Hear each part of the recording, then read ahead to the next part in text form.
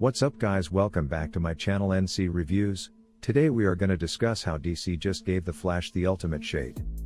If you are new to this channel, please make sure you subscribe and hit the bell icon to get instant notification. Warner Brothers is definitely eager to move behind Andy Muschietti's dismal 2023 picture, as seen by the decision to distribute The Flash digitally so soon after its theatrical debut and the disclosure of intriguing news about forthcoming DC Studios projects. The Flash, Ezra Miller's first solo effort in the DCU as Barry Allen, nicknamed The Flash, eventually arrived in theaters on June 16, 2023, following a protracted production period filled with upheaval and controversy and several schedule delays. However, Muschietti's DC debut has been doing horribly both critically and commercially, pushing DC to make some rash decisions. Warner Brothers has proclaimed The Flash to be one of the greatest superhero movies of all time. Despite this, although The Flash has received praise for its musical score, humor, and performances by Miller and Michael Keaton, the movie has come under fire for its dubious visual effects, lack of fidelity to the DC Comics source material, and unclear plot.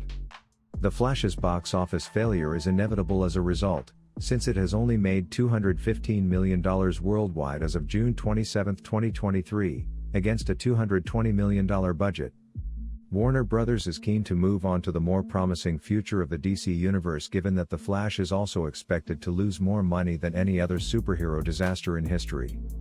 Warner Brothers announced on June 27 that The Flash will actually get a digital release on July 18, 2023, only 1 month after its theatrical debut.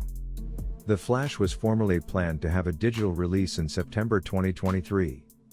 Warner Brothers has now publicly conceded failure after earlier touting The Flash as one of their most successful DC movies. The Flash's disappointing box office results are bad news for the studio, especially after Shazam! Fury of the Gods and Black Adam both earned dismal reviews.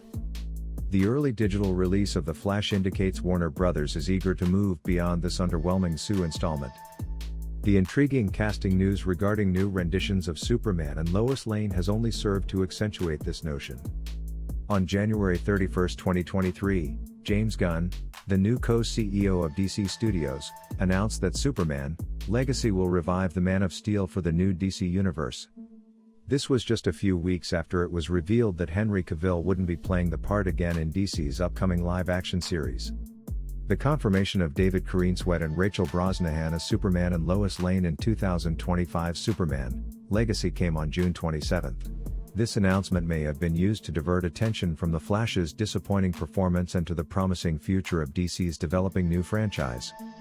Although the casting for Superman: Legacy has many people delighted, Warner Brothers was probably compelled to make this choice since the Screen Actors Guild appears to be planning a strike in the near future.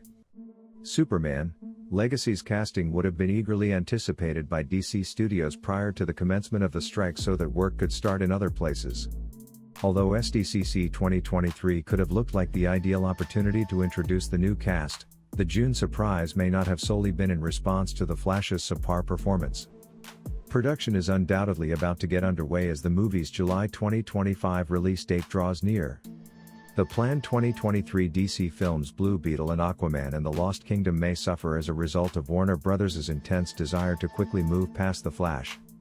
Jamie Reyes, played by Xolo Maridueña in Blue Beetle, is said to be the first character in the DC universe, but given that the movie was mostly made under the former administration of DC Films, it's probable that its connections to the DCU will be too strong to ignore. Similarly, Jason Momoa's return as Arthur Curry in Aquaman and the Lost Kingdom, which is described as the last picture before Gunn's DC universe takes shape, is a welcome sight. Given that The Flash has its own controversies and that both Blue Beetle and Aquaman and the Lost Kingdom are expected to perform comparably to The Flash at the worldwide box office, Warner Brothers has already begun to tease details about Superman: Legacy and confirm the direction of James Mangold for Swamp Thing and Andy Muschietti for The Brave and the Bold, among other projects in the DC universe, suggesting that the studio is willing to disregard the DCU's final projects. The Flash was supposed to revitalize the DC universe, but it's possible that by doing so, it hurt some of its sister endeavors.